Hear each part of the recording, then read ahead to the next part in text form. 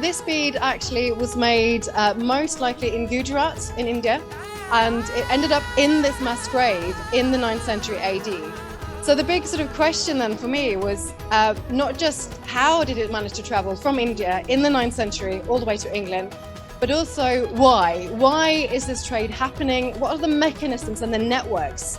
And does that actually suggest that these Eastern and Western links are much more developed than we previously thought? Is there much more to the story? What sort of narratives can we now?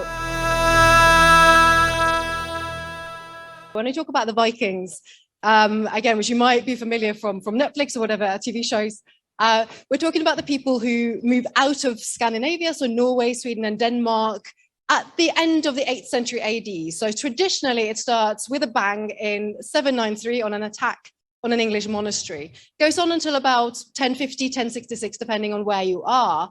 And so this Viking Age, really, the discussions are about the people moving out from England, the very traditional raids, and the narratives are very much of the people going west traditionally.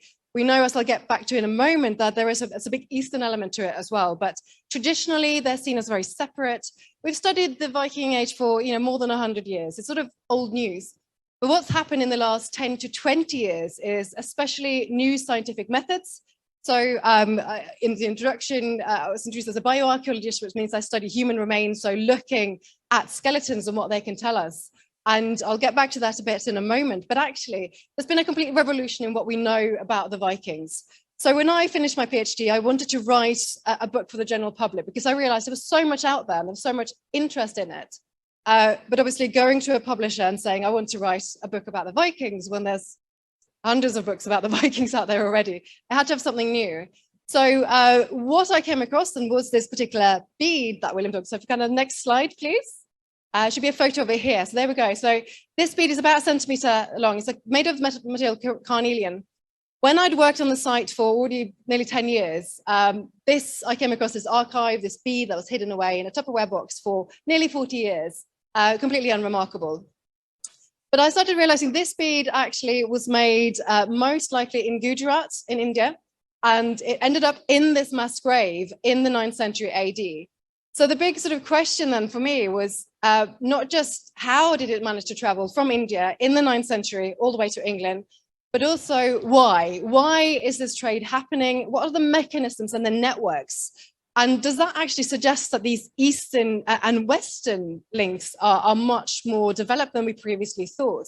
Is there much more to the story? What sort of narratives can we now when I was writing this in 2019, what new narratives are there? And I also came across a quote or a sort of fact, which was to say that actually more objects of Scandinavian origins have been found in Eastern Europe than in Western Europe.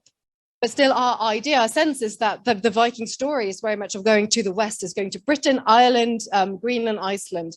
But actually you have far, far more objects in places like what's now Russia and Ukraine and so forth. So that really was the starting point. So if I can have the next slide, please.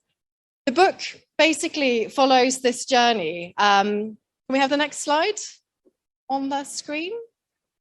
No? If anyone's got this. So there should be a map. There we go. Here we are. Yeah. So it might be a bit too small, but if you can see this, this is basically the journey that this bead would have traveled. So these are the networks that I sort of retraced in the book. So it starts up in Britain, goes via Scandinavia and then back eastern rivers and all the way down to Baghdad and then to India. So I'll talk about in a moment. Can the next slide, please, again? So it starts really in this place that William started excavating 40 years ago and that I've taken up in the last 10 years as well.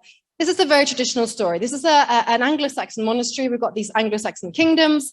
The Vikings, the Scandinavians start raiding traditionally. The first recorded raid is in 793 AD.